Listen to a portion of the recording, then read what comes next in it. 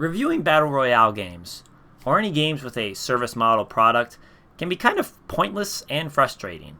The game is going to constantly change and evolve whenever a new update or season rolls out, and that can often create a litany of problems or solutions to problems that may affect the criticism within a review. It takes someone who constantly has their finger on the pulse of a game in order to accurately assess that game as it changes. Most game reviewers, like me I guess, are not that dedicated to just one product. So basically, this is my warning that everything I say here should be taken with a grain of salt because it might change in the near future. Super Animal Royale is not a game that I knew existed until it was released. It is developed by Modus and Pixile Studios, and it is a free-to-play battle royale available on PC and Xbox currently, with plans to go to other systems in the future. Technically, it is only open as a beta or a Xbox preview event or whatever the fuck they call it, but still. In a pretty crowded battle royale market, Super Animal Royale looked pretty dumb. It has childlike graphics, and the characters are all animals that you can dress up before dropping into the match. It felt like the target demographic was a bit younger than me, to say the least. And yet, once I started playing this goofy game, I could not stop. It features a top-down design rather than first or third person, which is how every other battle royale I have played is styled. This allows for a different set of timing when it comes to combat. In first-person battle royale games, the person who gets the drop on the other player traditionally has a solid upper hand that will allow them to get the kill. When the view is from the top down, that means that you naturally have more awareness of your surroundings. Super Animal Royale does still feature sightlines, where the only time loot or an enemy is visible is if you have a clear sightline to them, unobstructed by objects or whatnot. But in general, the design requires a different way of playing and fighting. Camping within this game is a much more difficult prospect for several reasons. The circle within the game closes very quickly, which forces players into designated regions within the map. The map itself is not very large, with the player able to make good progress quickly, even without the use of an emu or hamster ball, which, I promise, are the two different vehicle types in the game because they're animals, you know? You can roll in the game as well, which acts as a dodging mechanism, but also as the sprinting mechanic as well. So you can quickly cover ground while leaving yourself somewhat vulnerable to enemies if they get the drop on you.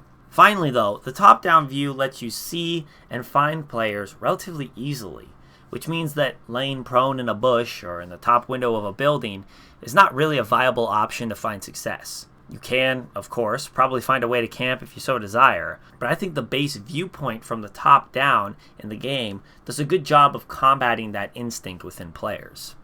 For a game that was just released, there's a good amount of content built right into it. It does only feature one map with the general base modes of solo, duos, and squads of 4, but the developers also rotate a special game with some sort of added dimension weekly. There's also a Saw vs. Rebellion deathmatch mode, which pits 2 teams of 32 against each other. There are plenty of other Battle Royale games that released in less than that There are plenty of other Battle Royale games that released with less content in order to release more later in the life cycle of the game. For a free-to-play title, this is kinda to be expected, but it still sucks to boot up a game for the first time and see they only have one mode that they added in for the entire game. The game came with a good selection of weapons, with 17 different guns, with 5 different levels available for most of the guns. The guns can only be collected via ground loot, which places emphasis on the first moments of landing and the act of looting, as opposed to just waiting until you get your loadout like some other Battle Royale games. The best weapons are found in Rebel crates and in the Mole crate, which pops up twice per match in random areas around the map. A mole arrives and drops off a crate, generally with gold tier weapons and armor within. This creates a mad dash for the crate in order to get the contents, since that will give you a clear advantage in the coming fights. In fact, there are several gold tier guns that the only way you can get them is from the mole crate. The best weapon from my experience is definitely the minigun, which has the most ammo per clip and solid weapon damage. It takes a second to spool it up, but it also helps compensate for less than excellent aiming by just throwing more bullets than any other gun. The shotguns are also an excellent choice, especially if you play aggressive and get into close proximity of the other players. Some of the weapons seem kind of cool as concepts, but the actual reality is less than ideal. There's a dart gun that cuts right through armor to damage the health of an enemy, as well as deal poison damage over time. It sounds great, but it rarely led to me actually killing anyone. The bow and sparrow is a bow, or a crossbow, that shoots sparrows, ha ha ha ha ha, which deal damage, and then the bird stays over the head of the person hit, letting you know where they are located for the next few seconds. This game involves a lot of quick combat followed by chases, since many of the guns are limited in range, so knowing where an enemy is going can be useful, but it never actually helped me in my personal gameplay. The game, of course, also came with a battle pass system with 100 tiers of cosmetic items to unlock over the course of a season, just like many other games. It also has a shop system where you can buy all sorts of other cosmetic items like outfits and hats and umbrellas and all that other stuff. As far as the cosmetics go, the game clearly is just following in the line of Fortnite and Warzone and trying to find various ways of making money from the shop. These are all just cosmetic, so they don't really matter too much. The main thing that you are going to unlock in the game is the animal skins, which you have to develop in the research laboratory. The system is a little confusing, but I think it seems mostly fair. You have to have DNA in order to unlock an animal, and you get DNA at the end of the match. However, the DNA that you get is randomized unless you use a special magnet bonus upgrade to get the one that you want specifically. You cannot straight up buy an animal skin, but you can buy the magnets to get the one that you want. For instance, my wife loves pugs and raccoons, which are both options fairly early in the game. So of course I had to get those two skins unlocked, so I used my magnets to do so. If I didn't use the magnets, I could have gotten cat DNA, or deer DNA, or squirrel DNA instead.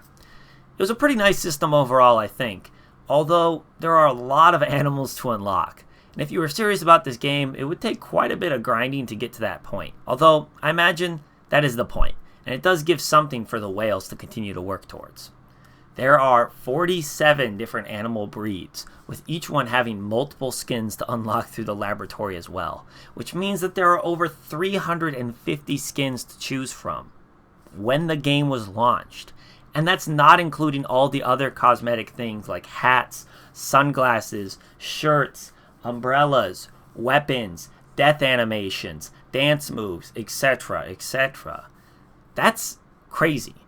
I feel like games have to find that balance of providing good, quality content at launch, but also not overloading players to where you look at the list of unlocks and it seems unattainable. With the average amount of DNA that I would get at the end of the match, it would take me months and months to unlock some of the skins. And that kind of sucks. It makes me just want to give up right away because there's no chance in hell that I'm going to dedicate that much time to a single game. But at the same time, there are people out there who would definitely dedicate themselves to that grind. So it's not a bad thing that the game came out with a long list of different cosmetics to chase after. It just doesn't work for me. Some people see that mountain and see the challenge and want to climb up it. I see the mountain and say, yeah, nah, I'm going to go play something else instead. That being said, I played this game for way longer than I was expecting. I downloaded it with the express purpose of making a video out of it. And I figured I would play for a few hours and then call it quits once I got the gist of it. Instead, I played for several weeks. It was a fun, casual experience that I could easily pick up and drop into a few games and then put down for later. I was able to feel comfortable with the mechanics quickly, and there was always a few variables that kept each match fun and interesting throughout my time playing the game. I will note this. I was playing on Xbox. At one point, I turned on crossplay, which allowed me to play with people who got the game on PC. I immediately got destroyed. People just did not miss their shots. When I went in and turned crossplay off, I suddenly became very good at the game. So I don't know what that means exactly, but there are a few options. It could mean that people who play on PC are clearly superior at video games, and obviously better looking than the lowly peasant console players. It could mean that people on PC found ways to install cheats because some people were suspiciously good. Or it could mean that the thumbsticks are just harder to use with the format of the game design. There were many times a player should have killed me, but then they missed their shots and I was able to get away. And the same thing happened with my shots too. I think that the aiming takes a good amount of precision, and the thumbsticks are generally not as precise as a mouse is. Now, once I did go back to my console brethren, I got pretty good at the game. I was racking up double-digit kills, I won multiple solo games, which is something I've never done in any other Battle Royale game, try as I might. And I was having a lot of fun doing it. I never played this game with friends, probably due to the embarrassment of playing this weird furry bait game, but I kept playing it. Most Battle Royale games only hold my attention as a way to socialize with my friends, but this one was a little bit more than that. I think they designed some really fun mechanics around the rolling and gunplay and sightlines that make this game fun. The graphics are nothing to write home about. Frankly, I thought it was a mobile game port at first. The cosmetics can be a little bit much. The music is mostly annoying, as well as the Easter eggs dotted throughout the map. There's a total lack of voice chat within the game itself, so unless you know someone else who's downloaded the Animal Shoot game to play with, you cannot communicate outside of the pings and emoticons that the game gives you. That is partially due to the younger audience that this game probably has in mind, but to be fair, the people who said the N-word the most on Warzone were also the kids that sounded like they were 12, so I'm not sure if we're saving them from anything here. But at its core, the game loop of this Battle Royale is fun, and it already has me playing it more than Hyperscape, or Spellbreak, or PUBG, or other more serious Battle Royales. I wholeheartedly think that this is a fun game, and it's worth your time, even if just for a little bit. Especially if you have younger siblings or nephews or nieces, this would be a great game to introduce to them as a first Battle Royale. Fortnite was that for a lot of people, but frankly Fortnite has gotten so complicated and over the top that it's kind of an intimidating get. This is much more approachable for now. Anyway, check it out. Bye.